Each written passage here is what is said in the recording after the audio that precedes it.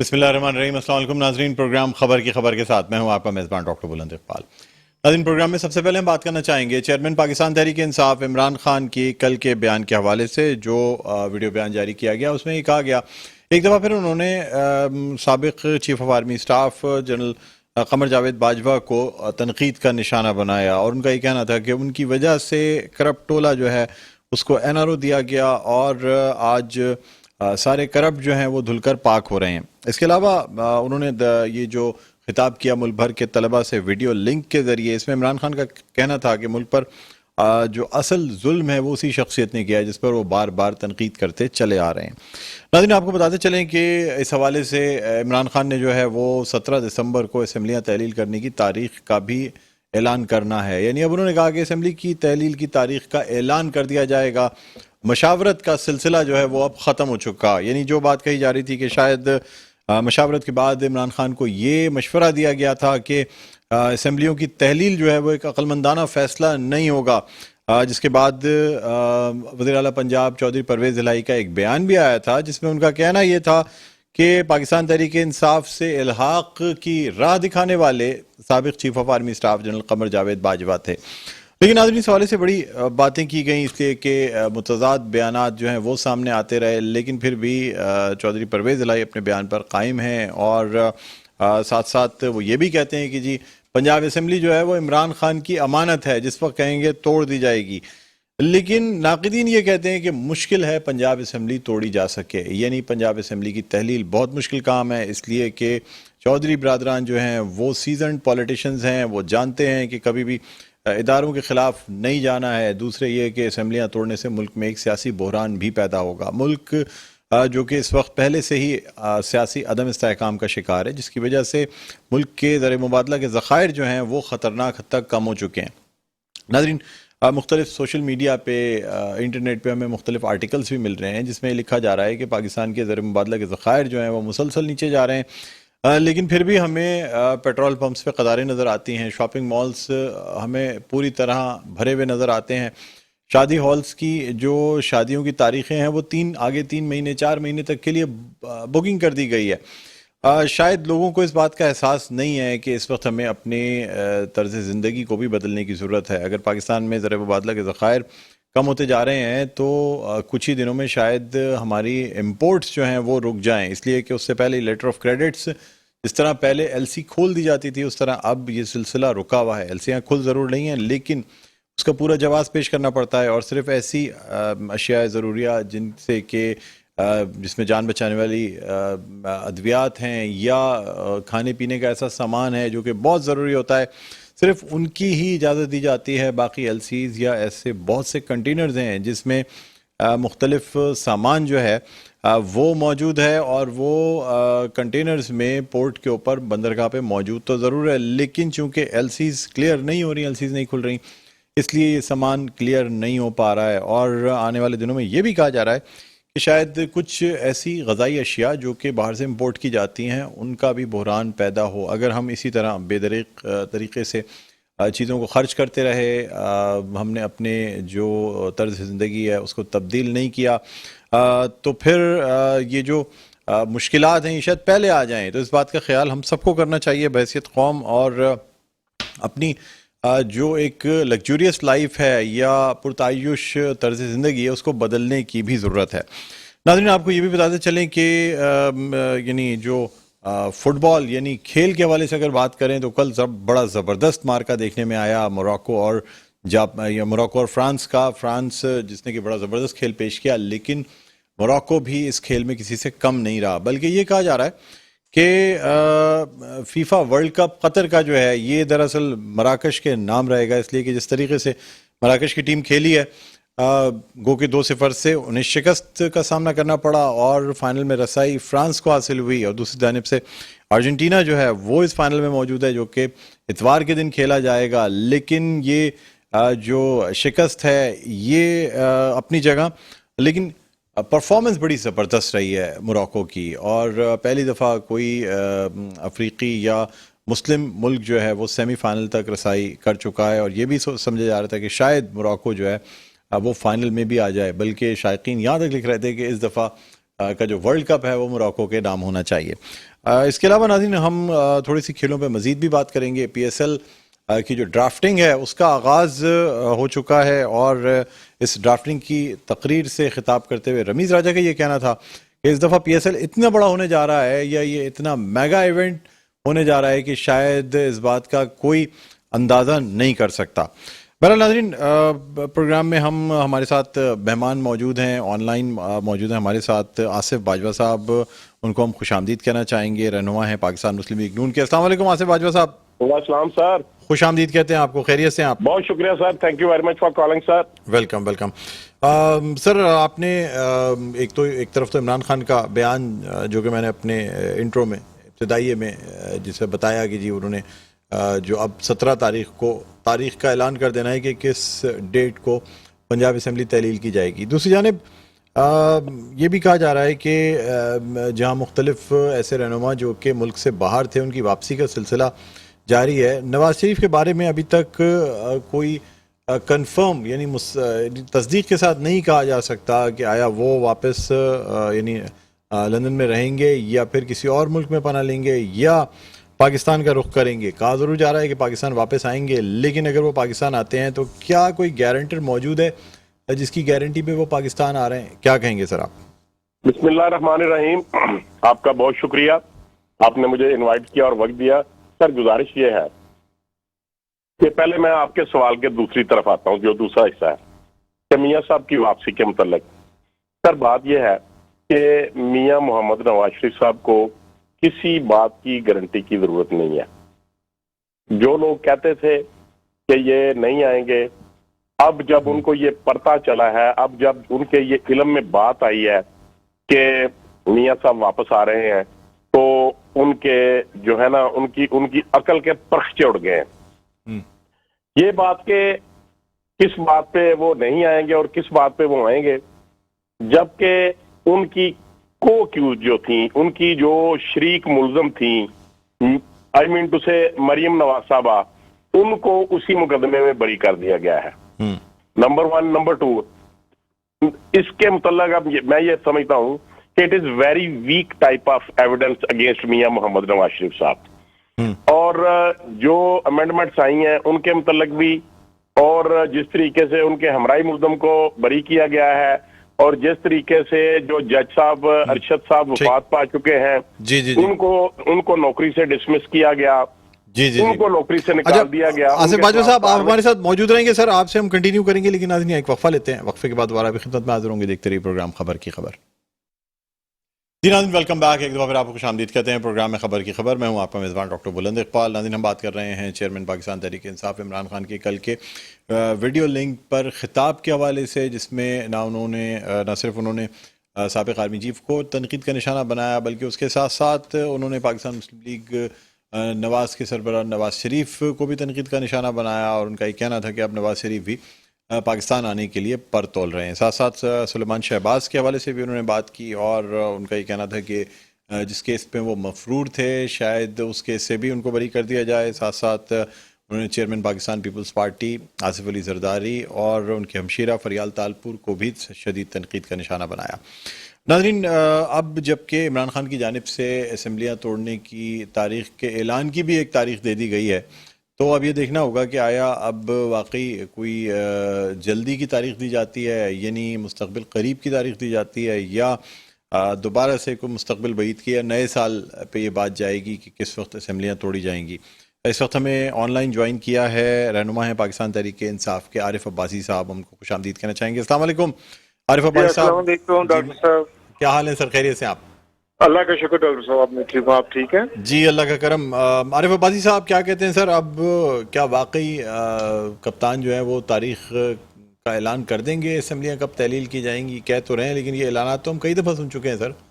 नहीं देखें, ऐलानात सुन चुके हैं, बिल्कुल इसमें कोई मुज़ायका नहीं है, कोई बुरी बात नहीं है कि खान साहब अपनी कौम को, अपने लोगों को प्रिपेयर कर रहे थे कि अगर इन्होंने इंसाफ ना किया, अगर इन्होंने ये जो एक बातमंदी मत्ती का कुंभा है और ये जो चूचू का मुरब्बा है जिसने पाकिस्तान को तबाही के दाने पर ला के खड़ा किया, इन्होंने होश के नाखुन न लिए तो वो कौम को इकट्ठा करने के लिए और ये जो जाली किस्म के हुकूमत के इसके खिलाफ हर आखिरी इकदाम उठाएंगे। तो जो पॉसिबल है, बेस्ट पॉसिबल है जमहूरी तरीके से, वो यही है कि खान साहब ने फैसला किया है कि अगर ये वाक मुल्क को तबाह करने पे तुले हुए हैं तो इनको रोक लेंगे। इसके अलावा हमारा पास कोई और तरीका नहीं है कि हम इस सिस्टम से बाहर निकल आए। सर लेकिन जो आप बात कर रहे हैं, ये जो खान साहब ने कल बात की है कि अब हर शख्स को उठना पड़ेगा और स्टेप लेना पड़ेगा, बात यह है कि इस वक्त मुल्क जिस मुश्किल दौर से, जी मेरी आवाज आ रही है आपको? मैं कह रहा हूँ सर, कल खान साहब ने जो बात की है और जिस तरीके से उन्होंने कहा है कि हर शख्स को अब निकलना पड़ेगा, मुल्क इस वक्त जिस मुश्किल दौर से गुजर रहा है, अगर मजीद पॉलिटिकल इंस्टेबिलिटी आती है, यानी सियासी मजीद अदम इस्तेहकाम अगर आएगा तो फिर मजीद मुश्किलात बढ़ जाएंगी। ये तो ऐसा हुआ कि अगर पाकिस्तान एक मुश्किल तरीन दौर से गुजर रहा है तो उसकी मुश्किलात में इजाफा करने वाली बात है कि आप मजीद पॉलिटिकल इंस्टेबिलिटी लेके आ जाएं और आपको पाकिस्तान से गर्ज ना हो, लेकिन कम अज़ कम आप ये चाहें कि जी ये हुकूमत जो है ये किसी ना किसी तरह चली जाए। लेकिन सर बात यह है कि पाकिस्तान है तो ये हुकूमत है। आप ये नहीं सोचते कि इस वक्त इन चीज़ों के बजाय पाकिस्तान को सहारा देने की ज़रूरत है? बिल्कुल पाकिस्तान को सहारा देने की ज़रूरत है। पाकिस्तान है तो हम सब हैं। इसी वजह से खान साहब समझते हैं कि इस टाइम जो बैठे हुए हैं मसले इक़्तिदार पे इंतहाई नालायक लोग हैं। इनका पाकिस्तान की सालमियत, पाकिस्तान की बका के साथ कोई ताल्लुक नहीं है। ये अपने जो इनके मकासद हैं उनको पूरा करने के लिए इस टाइम पाकिस्तान का बेड़ा गर्क कर रहे हैं। और बिल्कुल मैं आपकी इसकी बात के साथ मुत्तफिक हूँ कि अदम इस्तेकाम मुल्क को नीचे लेके जाएगा, लेकिन इनका रहना मुल्क को तबाह कर देगा। नहीं लेकिन सर अब अगर टेन्योर पूरा होने देते हैं, कितने दिन ये मतलब ये हुकूमत रह जाएगी? दिसंबर चल रहा है और अगस्त में 11 अगस्त को हुकूमत की मुद्दत 5 साल वैसे ही पूरी हो जाएगी। तो आप डॉक्टर साहब देखें, मुद्दत के चक्कर में हम क्यों, अपनी इकॉनमी हमारी खत्म हो चुकी है, एलसीज हमारी खुल नहीं रही, आपके ज़र मुबादला के ज़खायर जीरो हो चुके हैं। इस टाइम जो 7 अरब 6.7 बिलियन पड़े हैं वो लोगों के अमानती पड़े हैं, वो तो दूसरी कौमों से हमने अमानत लेके रखे हुए हैं। तो आप समझते हैं कि 8 महीने 9 महीने। सर मुझे एक बात ये बताएं कि जब आप हुकूमत में थे, इमरान खान हुकूमत में थे, अपोजिशन की जानिब से एहतजाज किया जाता था, इलेक्शन की डिमांड की जाती थी, जब तक कि अदम एतमाद की तहरीक ला के बाकायदा अदम एतमाद की तहरीक कामयाब नहीं हो गई, उस वक्त तो खान साहब ने अर्ली इलेक्शन अनाउंस नहीं किए। जब असम्बलियाँ यानी उस वक्त तोड़ी जिस वक्त स्पीकर के सामने अदम एतमाद की तहरीक पे गिनती करानी थी और उनको अंदाज़ा हो गया था कि ये गिनती अगर होगी तो फिर हर सूरत में उनको घर जाना पड़ेगा, तो उन्होंने असम्बलियाँ तहलील कर दी और इलेक्शन अनाउंस कर दिए। अब जबकि वो असम्बलियाँ तहलील ना हो सकी और दूसरी हुकूमत जो है बरसर इख्तिदार आ गई, तो खान साहब कहते हैं कि इलेक्शन होने चाहिए। सर अगर ये इलेक्शन का ऐलान वो उस वक्त कर देते जब पाकिस्तान पीपल्स पार्टी ने या पीडीएम का लॉन्ग मार्च निकला था, तो आपके ख्याल में तमाम चीजें फिर होती? नहीं, मेरी बात डॉक्टर साहब, उस टाइम आपके पास $24 बिलियन के ज़र मुबादला के ज़खायर थे। आपकी जो तरक्की की शरह है वो अबाउट 5.8% थी। ठीक है जी, आपकी एक्सपोर्ट्स बढ़ रही थी, आपका जो ट्रेड डिफरेंस है, करंट अकाउंट खसारा जिसको हम कहते हैं, वो कम हो रहा था, आपके इंडस्ट्रियलाइजेशन की तरफ आ रहे थे, आपकी इंडस्ट्री फुल थ्रेटर पे चल रही थी। तो ऐसे हालात में हुकूमत को खत्म करना हो, उस वक्त उन हालात की मैं बात कर रहा हूँ, वाकई मुल्क को अदम इस्तेकाम की तरफ ले जाने वाली बात थी जो वो अपोजिशन मुतालबा कर रही थी, जबकि मुल्क के सारे इंडिकेटर ऊपर जा रहे थे। अच्छा सर मुझे बताएं, जब खान साहब ने असेंबलियां तोड़ी, सर मुझे आप एक बात बताएं, खान साहब ने जब कौम से खिताब करके असेंबलियां तोड़ी, क्या उस वक्त हालात मुख्तलिफ हो गए थे? मैं बता, बिल्कुल मुख्तलिफ हो गए थे, क्योंकि हम उस वक्त भी यही समझते थे जो आज समझते हैं। नहीं डॉक्टर साहब, आप मेरी बात पूरी सुन रहे हैं। हम उस वक्त भी यही समझते थे कि अगर ये तहरीक अदम एतमाद कामयाब होती है तो ये मुल्क का बेड़ा गर्क करेंगे।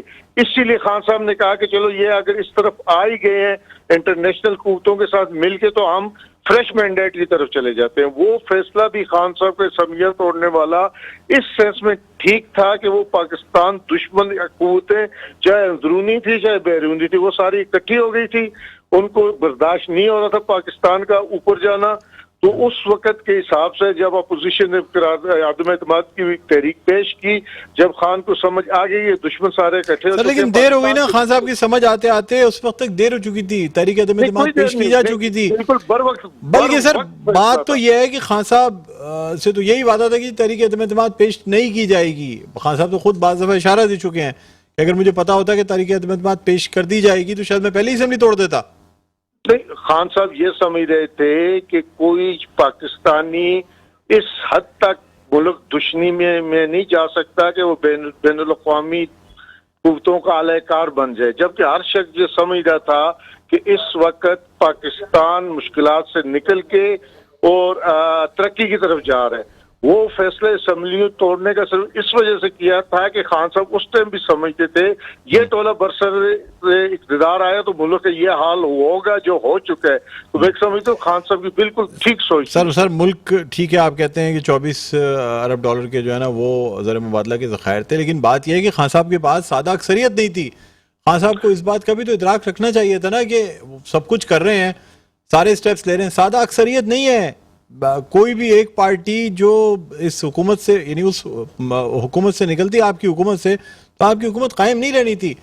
आपके किसी एक मेंबर से भी वोट नहीं लिया गया वोट ऑफ नो कॉन्फिडेंस में, लेकिन सिर्फ मुत्तहिदा कौमी मूवमेंट पाकिस्तान के उधर वोट देने की वजह से पीडीएम की हुकूमत बन गई। खान साहब बिल्कुल डॉक्टर साहब आपकी बात बिल्कुल बजाय, लेकिन उससे पहले जो मंडी लगी, जब बुखार मौत दिखा के बुखार पे राजी किया गया लोगों को, अगर वो मंडी ना लगती, अगर ये जो हराम का पैसा है ये सिंध हाउस में अरबों की तादाद में तकसीम ना होता, वो 24 लोग ना खरीदे जाते, तो हमारे इत्यादी क्यों टूटते। देखिए इत्यादी जो होते हैं ये छोटी जमातें होती हैं, ये तो आपको पता है ना कि इनका मकसद एक ही होता है कि इक़्तिदार में अपना हिस्सा लेना। जब उनको समझ आ गई। सर मेरे ख्याल में सर आपका कहना भी ठीक है, लेकिन आरिफ भाई साहब आपसे एक बात मैं ये कहूंगा, देखिए जब खान साहब यहाँ कराची आए थे ना, मुत्तहिदा कौमी मूवमेंट पाकिस्तान के आरजी दफ्तर भी आए और उन्होंने वर्कर्स से भी खिताब किया। सर उस वक्त मुत्तहिदा कौमी मूवमेंट को उम्मीदें थी कि शायद कोई बात की जाएगी कराची के हवाले से, मुत्तहिदा कौमी मूवमेंट के हवाले से। खान साहब ने तो चाय पी और रिफ्रेशमेंट करके उन्होंने कहा मैं और कोई बात नहीं करने आया, बस मैं आया था। सर अगर आपके इत्तेहादी इतने ही कमजोर थे तो यहाँ जिस तरह आपने काफ लीग की तमाम बातें मान के उनको वज़ारत आला तक दे दी, तो सिंध की गवर्नरशिप अगर आप मुत्तहिदा कौमी मूवमेंट को दे देते तो सर क्या चला जाता, आपकी हुकूमत बच जाती।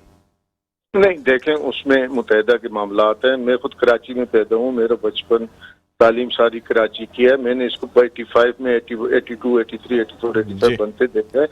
मुत्तहिदा के जो मुतालबात थे आप भी समझते हैं और मैं भी समझता हूँ कि उनके पीछे क्या मकासद थे। खान साहब कोई ऐसा काम नहीं करना चाहते थे कि पाकिस्तान कराची वापस बैक टू 90 के हालात में चला जाए। वो कुछ ऐसी चीजें थी जो मुल्क के मफाद में भी नहीं थी और कराची के मफाद में भी नहीं थी, कराची के लोगों के मफाद में भी नहीं थी। सर ऐसी कौन सी बात थी आप बता सकते हैं, मतलब आप वो जो दफातर खोलना चाह रहे थे, देखिए कराची वालों ने बहुत बड़ी कीमत अदा की है इस अमन अमान को बहाल करने में। कराची वालों ने बहुत बड़ी कीमत अदा की है वापस कराची को नॉर्मलाइजेशन की तरफ ले जाने में। ये कराची के लोगों ने की। यहाँ से तो खान साहब नहीं चाह रहे थे कि एमक्यूएम के दफातर खुले। अब खान साहब ये नहीं चाह रहे थे कि वापस हम बोरीबंद लाशों की तरफ जाएं, वापस हम बत्ता की तरफ जाएं, वापस हम। तो आरिफ अब्बासी साहब फिर खान साहब को वो एमओयू साइन नहीं करना चाहिए था ना, मुत्तहिदा कौमी मूवमेंट से साइन किया हुकूमत में शामिल करते वक्त, जिसमें तमाम चीजें लिखी हुई थी कि दफातर खोले जाएंगे, सारी चीजें होंगी। नहीं, दफातर जो वो कह रहे थे वो दफातर नहीं खुल सकते थे, वो कभी भी नहीं खुलेंगे। ये क्यों नहीं खोल रहे? नवाज शरीफ की बात है, ये क्यों नहीं खोल रहे? अभी पीपल्स पार्टी होली सोली है, गवर्नर का इसका एमक्यूएम के वो दफातर कभी नहीं खुल सकते जो वो खोलना चाह रहे हैं, यानी मरकज 90 मरकज और बाकी चीजें नहीं खुल सकती। जो चीजें कराची वालों के मफादात के खिलाफ है वो नहीं खुल सकती। चल ठीक है आरिफ भाई साहब, बहुत बहुत शुक्रिया सर, आपने प्रोग्राम के वक्त निकाला। नाज़रीन, रहनुमा पाकिस्तान तहरीक इंसाफ आरिफ अब्बासी हमारे साथ मौजूद थे और इनका कहना यह था कि अब खान साहब ने चूंकि एक तारीख दे दी है ऐलान के लिए, तो इसलिए उस तारीख पे ऐलान कर दिया जाएगा और पंजाब असेंबली और केपी के असेंबली की तहलील का ऐलान उस तारीख पे हर सूरत किया जाएगा। बहरहाल नाज़रीन, अब हम कुछ बात करना चाहेंगे खेलों के हवाले से। ख़ासतौर पे एक तरफ तो जो फुटबॉल सॉकर फीवर है वो अपने अरूज पे है। इतवार के दिन फीफा वर्ल्ड कप 2022 का फाइनल खेला जाना है।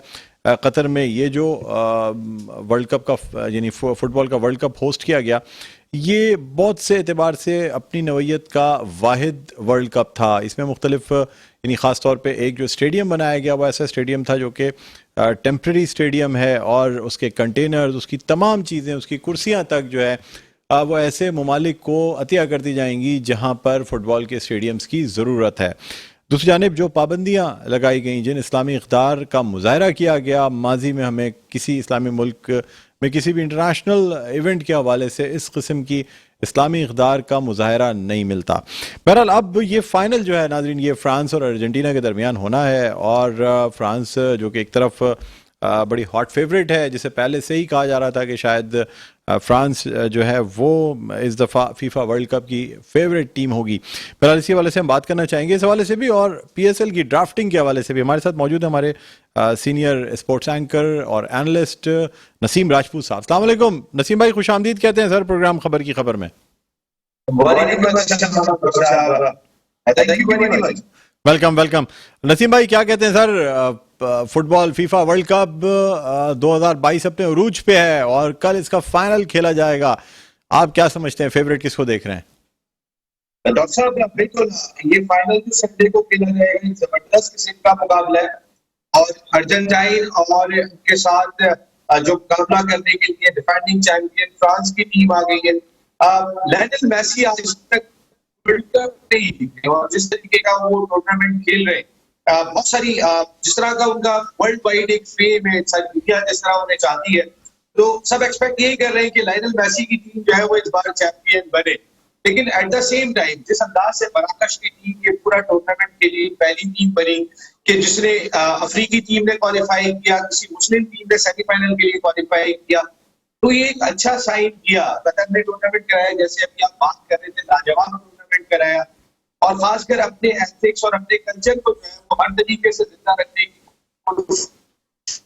जी जो उनकी सभी फिर ऐसे बड़े रूप में इन तमाम चीजों को लेके चलना इतना आसान काम नहीं होता, लेकिन उन्होंने करके दिखाया। ये बड़ा काम है। मराकश के आने के बाद जितनी मुस्लिम वर्ल्ड है जो खेलती है, जैसे हमारे अपने एशिया के कई सारे ममालिक है जो क्वालिफाई करते हैं वर्ल्ड कप के लिए, और उनमें एक इम्प्रूवमेंट दिखाई थी। डॉक्टर साहब इस वर्ल्ड कप में जो सबसे अच्छी चीज थी कि टीमें बहुत इम्प्रूव होकर आई, जो हमने पिछले वर्ल्ड कप में नहीं देखा था। अब शिकस्त का सामना यहाँ पे ब्राजील को भी करना पड़ गया, शिकस्त का सामना यहाँ पहले ही मैच में अर्जेंटाइन को करना पड़ा था। यहाँ पर कई टीमें जो है वो हार गई, स्पेन की टीम हारने के बाद हार हो गई। तो कई ऐसी टीमें जो माजी में वर्ल्ड कप में इतना नाम नहीं रखती थी वो स्ट्रांग हो गई। मराकश के आने के बाद मुस्लिम वर्ल्ड भी अब जो है वो डिफरेंट अंदाज से हम अगले वर्ल्ड कप में देखेंगे, और जो फाइनल होने के लिए जा रहा है ये बहुत ही जबरदस्त किस्म का मुकाबला होगा, क्योंकि अर्जेंटाइन जिस अंदाज से क्रोएशिया को हरा के आ रहे हैं 3-0, और जिस तरह उन्होंने गेम खेला था, जो उनका कंट्रोल दिखाई दिया था, वैसे ही कंट्रोल हमने देखा फ्रांस का। तो ये है ना, बहुत मुश्किल है कि कौन सी टीम वर्ल्ड कप 2022 जीतेगी। लेकिन मेरी विश ये है, अगर आप बोलेंगे मैं आपको बता दूं, मैं लियोनेल मेसी की टीम अर्जेंटाइन को अब चैंपियन देखना चाहता हूँ, मेरी अपनी फीलिंग है जी। सर कुछ मिथ्स भी चल रही हैं कि अर्जेंटाइन के खिलाड़ी चूंकि 22 नंबर पे चेल्सी से खेलते हैं, और माजी में भी ऐसा होता रहा है कि जो चेल्सी की टीम में खिलाड़ी का नंबर होता है वो उस साल वो टीम जीतती है। इस हवाले से भी बड़ी बातें की जा रही हैं, क्या कहेंगे आप? बिल्कुल, चेल्सी में अर्जेंटाइन के प्लेयर्स खेलते हैं, और 22 नंबर की वर्दी वैसे अगर आप सच्चाई से देखेंगे वो फ्रांस के खिलाड़ी के पास है जो चेल्सी में खेलते हैं।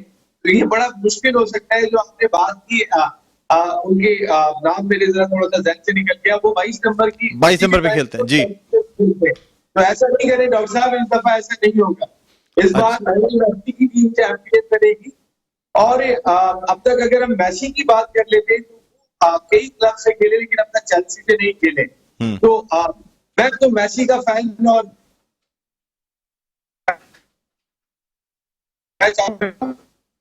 सारी दुनिया फुटबॉल वर्ल्ड कप के शहर में जकड़ी हुई है। दुनिया में और भी बहुत सारे स्पोर्ट्स हो रहे हैं, लेकिन उनकी जाने पर लोगों की तवज्जो, दुनिया की तवज्जो बहुत कम है, क्योंकि पाकिस्तान और इंडिया की तवज्जो अपनी क्रिकेट पर है। इंडिया अपने मुल्क में खेल रहा है, पाकिस्तान अपने मुल्क में खेल रहा है, लेकिन सारी दुनिया, और मैं पाकिस्तान और इंडिया के भी शायकीन की एक बड़ी तादाद की बात करूँ तो वो वर्ल्ड फुटबॉल कप के बुखार में मुब्तला दिखाई देते हैं। वर्ल्ड फुटबॉल कप ओलंपिक्स के बाद दुनिया का दूसरा बड़ा इवेंट है। और जो दूसरी इंपॉर्टेंट चीज इस वर्ल्ड फुटबॉल कप के हवाले से है वो ये कि दुनिया का सबसे इंटरेस्टिंग स्पोर्ट्स इवेंट ये करार दिया जाता है वर्ल्ड वाइड।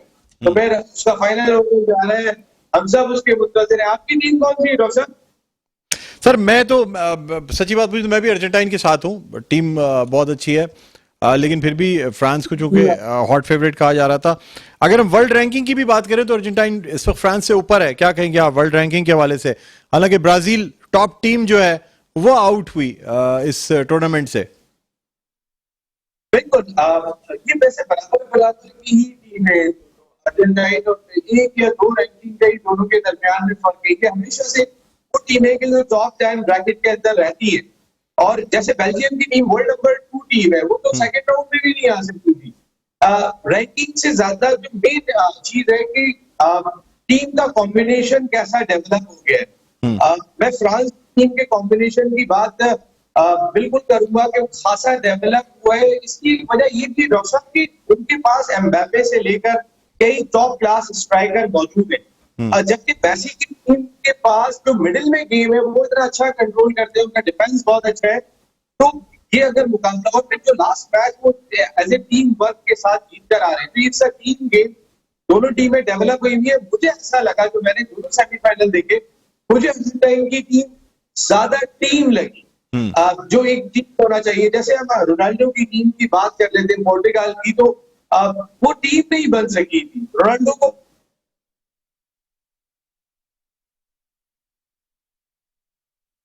जी नसीम भाई, मेरी आवाज सुन सकते हैं आप? जी जी। अच्छा, मुझे नसीम भाई अपनी जगह आप देखते हैं कल यानी संडे को जो है, इतवार के दिन देखना ये होगा कि कौन सी टीम जो है वो जीत पाती है वर्ल्ड कप, यानी फीफा वर्ल्ड कप 2022, क्योंकि इसकी प्राइस मनी भी बहुत ज़्यादा है और टॉप 4 टीम्स, तमाम टीमों में ही कई मिलियन डॉलर, $40 मिलियन तकरीबन पहले जो टीम आएगी उसको मिलने जा रहे हैं।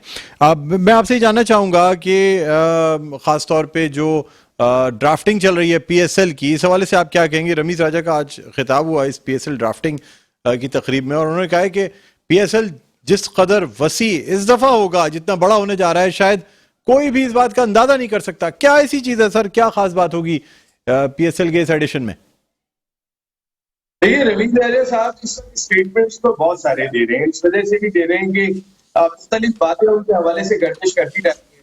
आया वो एज ए कंटिन्यू करेंगे या नहीं करेंगे चेयरमैन पाकिस्तान क्रिकेट बोर्ड के। लेकिन एक बात तय है डॉक्टर साहब, रमीज राजा ने के दौर में मैंने पाकिस्तान क्रिकेट बोर्ड में एक एनर्जी जरूर देखी।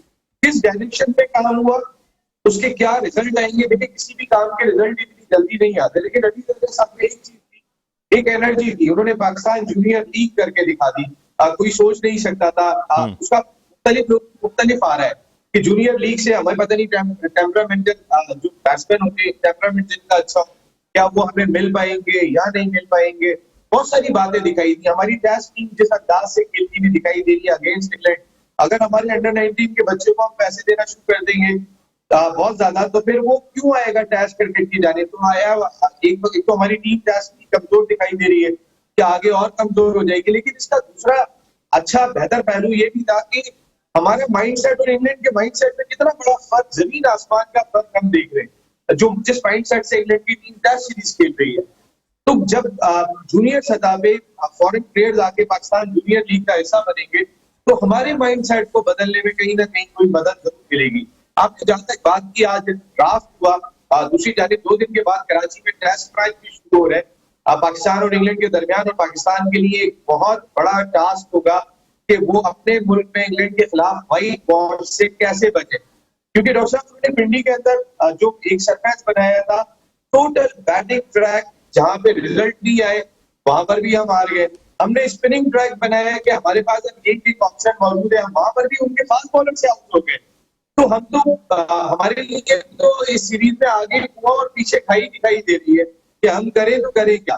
लेकिन जिसे आप ड्राफ्ट की बात कर रहे थे, कई पिक्स जो है वो बड़ी सरप्राइजिंग दिखाई दी। जैसे लाहौर के अंदर ने पहले फखर जमान को छोड़ा, उसके बाद डिफेंडिंग चैंपियन है फखर जमान को अपनी पहली पिक में हासिल कर लिया।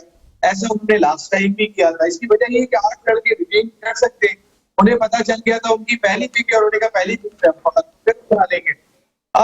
एक और बड़ी जबरदस्त चीज हुई और वो ये कि नसीम शाह जो पिछले कई सीजन से कोयटा ग्लैडिएटर से खेल रहे हैं, और नसीम शाह को टेस्ट के अलावा दूसरे फॉर्मेट का कोई बॉलर ही नहीं मानता था। वहां नदीम उमर साहब और कोयटा ग्लैडिएटर ने उन्हें बहुत सपोर्ट किया था, वो छोड़ने को तैयार हो गए थे कोयटा ग्लैडिएटर। और आज आपको देखा होगा कि शुरू की पिक्स के अंदर मुल्तान सुल्तान ने उन्हें पिक कर लिया था, लेकिन कोयटा ग्लैडिएटर्स टेक्निकल कमेटी के पास गई कि जिस खिलाड़ी को हम नहीं रिलीज करेंगे वो हमारी मर्जी है। ठीक है नसीम भाई, प्रोग्राम का वक्त इख्तिताम के करीब है, तो इसलिए हम आपका शुक्रिया अदा करना चाहेंगे। बहुत बहुत शुक्रिया, आपने प्रोग्राम के लिए वक्त निकाला। नाज़रीन, प्रोग्राम का वक्त इख्तिताम पर पहुंचता है, मुझे बुलंद इकबाल को इजाज़त दीजिए। अपना बहुत ख्याल रखिएगा। अल्लाह हाफ़िज़।